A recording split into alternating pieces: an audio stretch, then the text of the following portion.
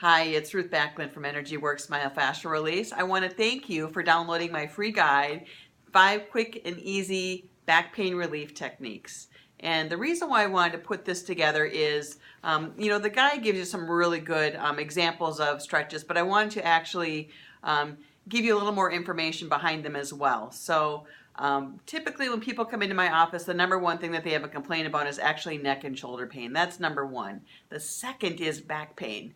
And there's so many things that we can do to help our backs, protect our backs. And by the time we end up having a lot of back pain, we've done a lot of damage already. So, but there are a lot of things that you can do to actually alleviate your pain.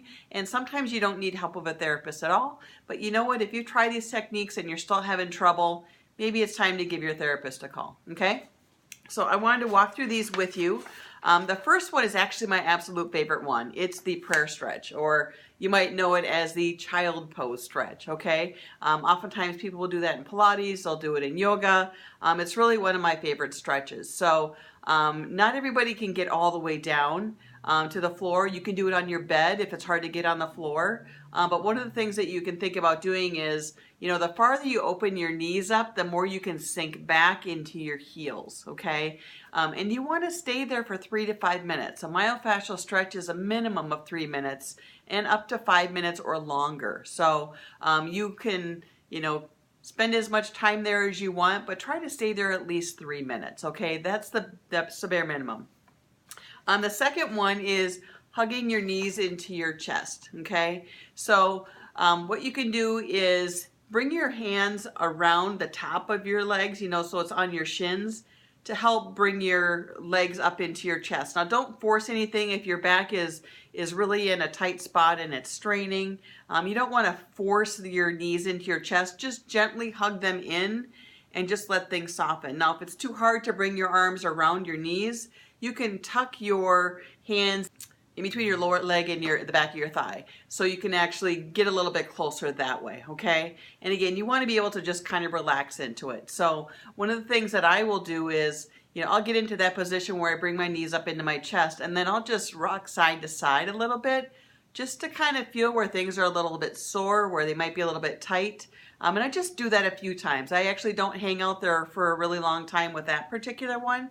Now you can also extend that into a myofascial stretch, which you would, again, want to stay there a minimum of 3 to 5 minutes, okay? But you don't have to with that one. So the next one is what I call, let's change the gravity. Because a lot of times, we're always vertical or we're laying flat, right? We don't usually go upside down a whole lot.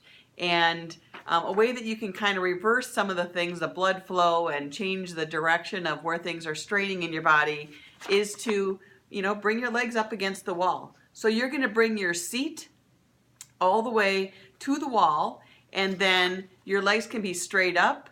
You can point your toes, you can bring them in together like this. You can point them to the wall, you can flex them, whatever you would want to do to increase a stretch. But what that's going to do is it's going to stretch your entire legs. It's going to actually relax your low back and your sacrum. So the longer you stay there, the more things are going to shift a little bit. And then what you can do, so your legs are upright like this, right?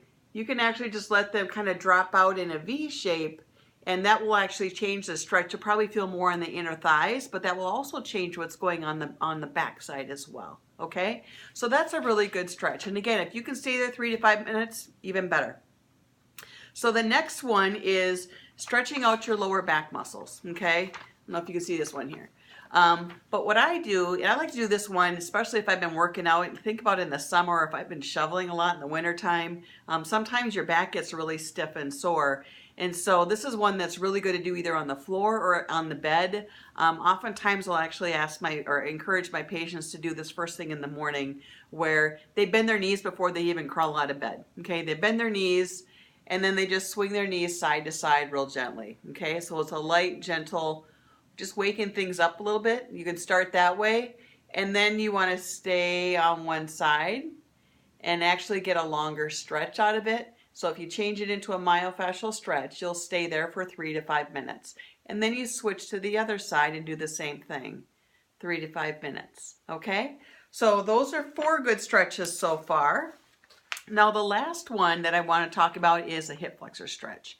And this is one, I mean, we sit so much in our lives. We sit at our table, we sit at our desk, we sit when we're watching TV, we sit when we're on the computers. We sit a lot, and that means our hip flexors get really, really tight. And when you have tight hip flexors, it pulls on the muscles that affect your back. Hence a lot of back pain. Okay, so to loosen them, one of the things you can do is lay really close to the edge of your bed, okay?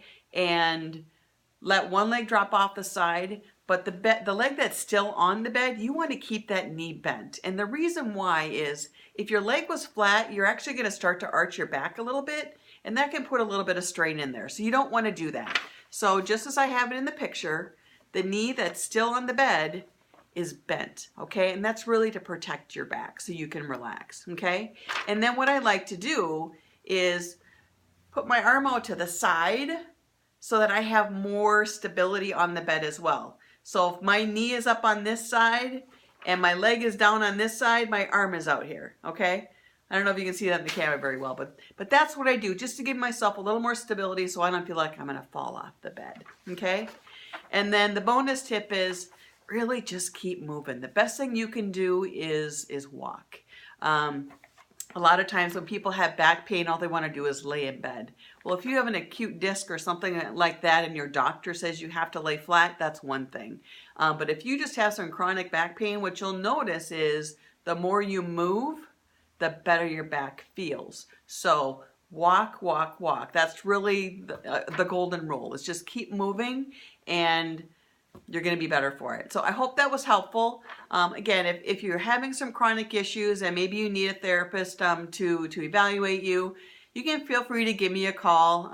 You know, I have a free phone discovery visit. We can talk and see what's going on, and we can go from there. But give these tips a try.